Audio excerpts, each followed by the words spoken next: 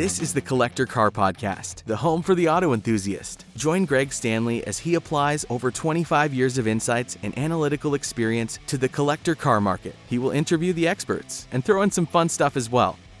Well, this is the Collector Car Podcast. Today we have a very special guest, Ron Barnaba. Ron, did I pronounce that correctly? You did. You did. Awesome. Most people murder it. People murder it. Awesome. Well, thank you for joining our little podcast today. Great. I'm glad to be here. Awesome. Well, now I discovered you. I know you're big in the Porsche world, but I discovered you as I was working my day job up in the Chicago area and stumbled across your awesome location there. If you would kind of go over what you do and kind of the stuff you have going on there. Well, here in the business, the current business, we do a little bit of everything. I've been with Porsche. June will be 50 years I've been with Porsche, so it's been a long, great, blessed career for sure, and done it all. And currently now what we do is we do a lot of restoration work on a lot of the air-cooled cars. Currently in the shop right now, we've got a beautiful little 67 912 that we're just finishing up, a couple of 74s, a 77, actually 3 74s, a 77, slant nose turbo, another 78 911 SC. So there's a bunch of stuff in here that we're working up. Hopefully we get them done by the spring. Probably not, but we'll do our best. We do everything from routine service, just, little quick oil changes on, Macans and Panameras and Cayennes, and do full-blown restorations, ground up, right down to the tubs, and bring them back all the way through. So we do a little bit of everything. We're kind of unique in the fact that we do sales and service like this. So not too many guys can do what we do, and I'm lucky enough that I have all the experience with the air-cooled cars. I know this is a loaded question, but you've been with Porsche for 50 years. Could you just give me a little bit insight on your career with them? I always was into cars as a little kid. I actually, the story goes, I don't remember it, but when I used to go to my uncle's house, he used to have these little model cars down there, and that were unassembled. They were actually plastic little model cars, and I'd go down there at 3 or 4 years old, and I start putting these things together. And the story goes that, it was remarkable. Everybody was astonished that I could do this at that age. Always loved cars as a kid, and just it progressed from there. Being a 16-year-old male back in the day in the 60s, I was into drag racing and whatnot like that, so I had a pretty cool little drag race car I used to do drag racing with it over at National Speedway, somewhere just Long Island, because I grew up in New Rochelle, New York. Yep. And a girlfriend of mine, his father, had a 356 Cabriolet, and he always used to taunt me and say, your car may go fast in a straight line, but my car will get around a corner and stop that. So one day I actually got to drive it with her in the seat.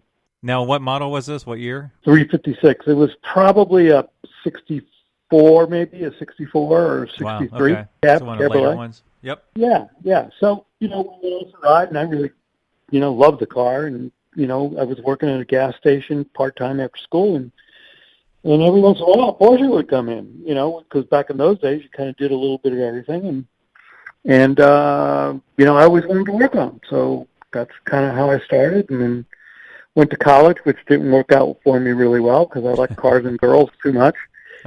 and cars first, girls second. And anyway, so I got a job I was dating a girl that was working at a Porsche dealership in Greenwich, Connecticut, and the rest is history. Wow. So they gave me a shot, and I worked hard and really worked hard to really learn everything I could. And I had some excellent mentors and helped me along, and here I am. Yeah. Now you did a little stay down in my hometown of Jacksonville, right?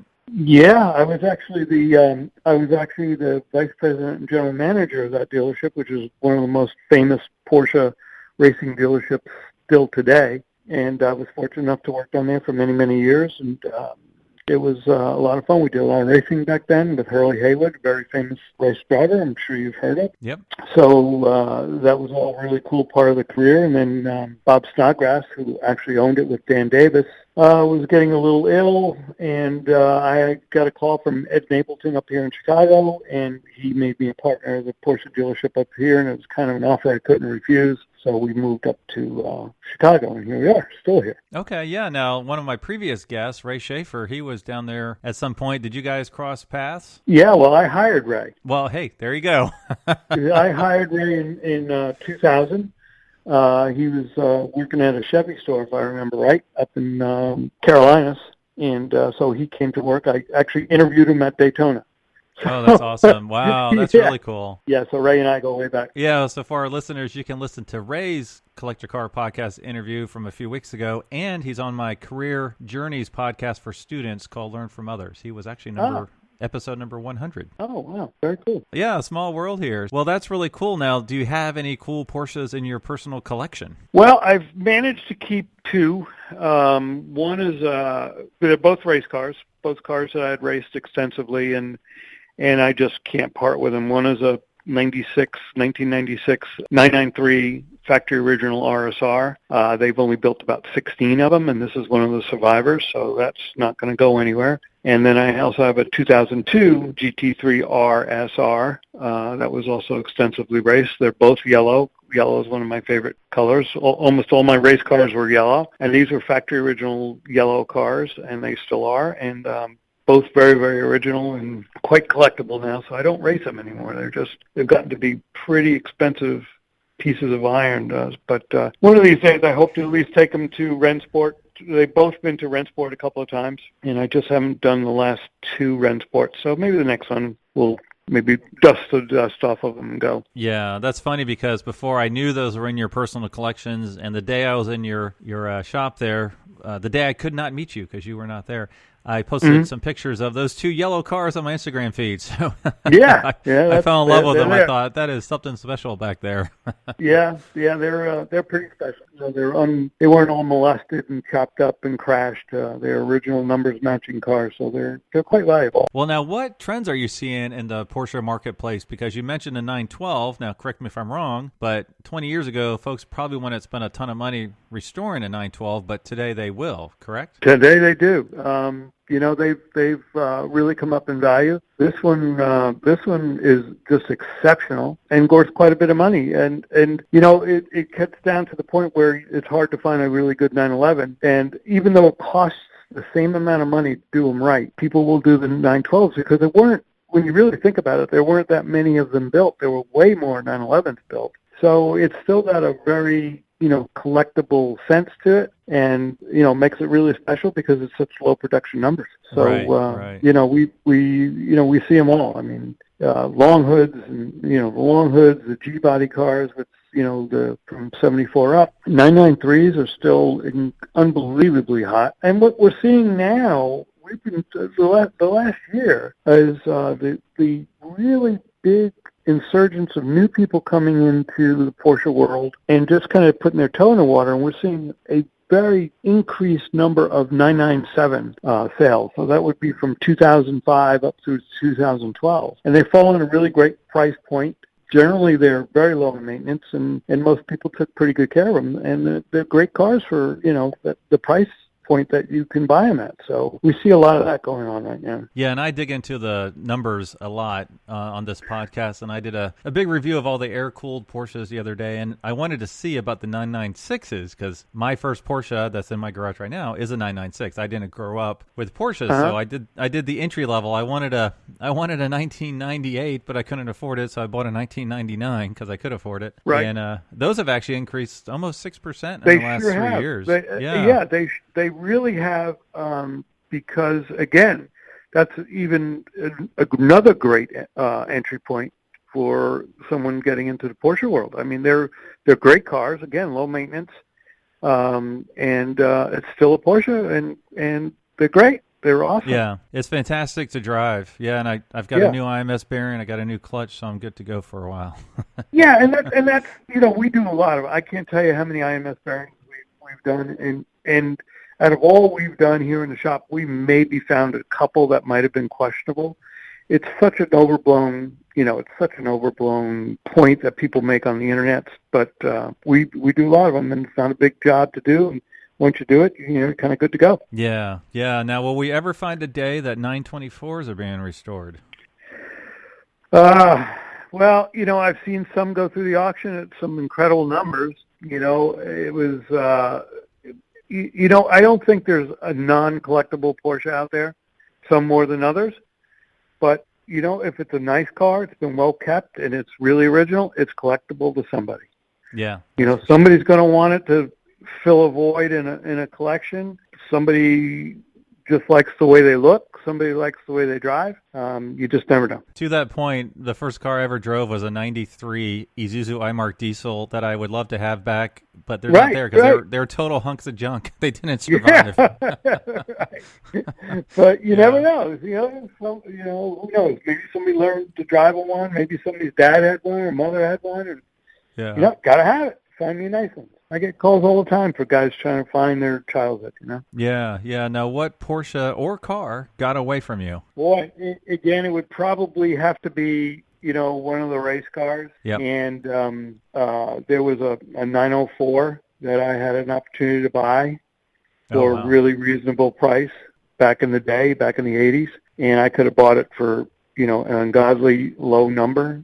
And I didn't buy it. Wow. It was just, I said, what am I going to do with that thing? We at the time I was racing current model cars, and I said, what do I need that clapped out piece of junk for? And I never bought it. Right. So and but then there's been barn finds. I found several years ago a '73 911S. That had been neglected and hadn't run in probably 10 or 15 years, and basically got it and cleaned it up, and it hadn't run, changed all the gas and cleaned the fuel tank and cleaned the injectors, put fresh oil in it, adjust the valves, new spark plugs, and started right up like nothing. Yeah. So you find those too, Now, what's your driver's car? Like, what do you drive every day? I tend to drive whatever we've just gotten in recently because I like to check them out. So I'll put a couple hundred miles on just about anything get in that maybe I feel I want to make sure it's really right and see what we need to do to them. So I don't have one particular car. Maybe like right now I'm, driving a couple-year-old Cayenne, because it's winter and that's kind of what I do. And my wife's driving a Macan. In the summer I'll take something cool and drive that around for a couple of weeks. And then, I've always got cars to drive. Kind of like when I was always at the dealership, I never had any one particular car that I would stay in. Some I like better than others. I mean, we just got in yesterday we just got in a 2019 Carrera T. And nobody knows what those cars really are. Porsche did a terrible job marketing the car. But if you were to Google, Carrera T and look what everybody talks about, those cars, they only built like 600 of them. Okay. And they're a lower production car than a GT3 or a GT3 RS. The only other car that Porsche made in a 991 series that is less production is a Turbo S exclusive. Okay. So it's a really rare car, and they are cool. They've got little lighter glass. Porsche wanted to name them. This is a little known fact. Porsche wanted to name them Club Sport, but for some reason or another, BMW's got the trademark on Club Sport. So they ended up with T for touring. And in my opinion, I think that car will be, 10, 15 years from now, that's going to be the RS. The RS America. Yep. Yeah, that's going to be the RS America. Normally aspirated engine, not an S engine, but you get one with manual transmission, the cool bucket seats, the carbon seats, and rear steer, you've got yourself a little GT3 for half the price. And it is just, I love it. I mean, if I had to, this one we just got in, if I had to build one, it's built exactly the way I want it. Well, that kind of leads me to my next question. If I gave you $100,000, what would you buy with it? Could be new or old, or could be multiple of cars, Well, yeah, I mean, I would probably do multiple. I'd try and get something like in a 993. A little Carrera, and then maybe something, something cooler, like maybe you could find a higher mileage. I mean, there's nothing wrong with a high mileage GT3, an 04 or an 05, right. 996, and $100,000, you could probably pull something like that off. Have two really cool cars. I mean, I don't think awesome. Any one car. I mean, any one car for $100,000, I'd be hard pressed not to take, something new. I would hard pressed not to take this Carrera T. I'm telling you, they're just awesome cars. Yeah, tell us about the one in your shop right now. What color is it? What year is it? GT Silver. GT Silver with nice. Okay. With the and then it's got the contrasting darker mirrors and it matches the stripe in the wheels. So cool cars, really cool. Oh, that's awesome. I just thought when they first came out, I said, this is a sleeper, this thing. But Right. anyway, there's a lot of sleepers. There's a lot of sleepers out there. I mean, the stuff that comes out right now, all of it's so good. You can't buy a bad one, in my opinion. Right. You really can't. Right. Now, do you feel like the newest one is a little too big, or are you okay with it? Yeah, I do. I think they're a little numb, in my opinion. I think they're a little big. I think, any of the Caymans are really the cool deal. Yeah, I mean, those are the true drivers' Porsches, in my opinion, right now. Any of the Caymans. Of course, I'm pretty partial to Caymans since we built 75 of the Inter Series cars, and we won Daytona with a Cayman, so the 24 hours. So they're pretty near and dear to my heart. Right, yeah. Okay. Well, that's cool. Well, now we're going to play a little game. I did not give you a heads up on this, so hopefully you're okay with it. But we're playing a little game called Keep, Cash, or Crush. So I give you 3 cars, and you have to pick one to keep, you have to pick one to cash in, and you have to pick one to crush. All right. And if you have a hard time doing this, I like to say, well, just put them 1, 2, and 3. So all right. Here are your 3 cars. Okay. 1978 Turbo with low miles. You can pick the color.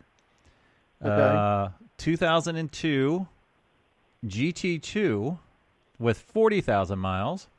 Huh. A little higher miles. Or a 2005 Carrera GT with a salvage title and a broken engine. Ooh. So a 78 Turbo, low miles, 996 GT2 with 40,000 miles, or a salvage title Carrera GT. Oh, man. That's a tough one. Wow. Good. That's sneaky. It's supposed to be tough. That's sneaky.